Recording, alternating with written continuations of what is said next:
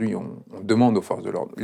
On n'est pas face à un système de violence policière, on est face à un système de violence politique où le gouvernement décide de mettre en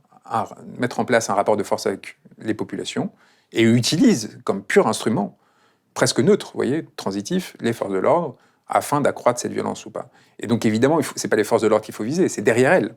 celles qui donnent les ordres. Et moi, en fait, ce que j'essaie de réfléchir dans ce texte, c'est comment on contourne cet obstacle, cette violence légitime qui est exercée par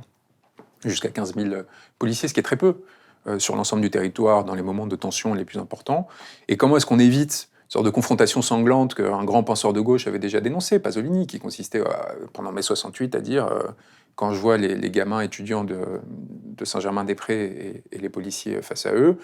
je vois des prolétaires qui sont agressés par des bourgeois. Enfin, vous voyez, donc on sort de cette dialectisation stupide et qui en plus décale à chaque fois les débats et qui font qu'alors qu'on commence à avoir l'unanimité sur un sujet comme celui des retraites, tout d'un coup on se retrouve à s'entre-déchirer sur savoir lequel est le plus violent, etc.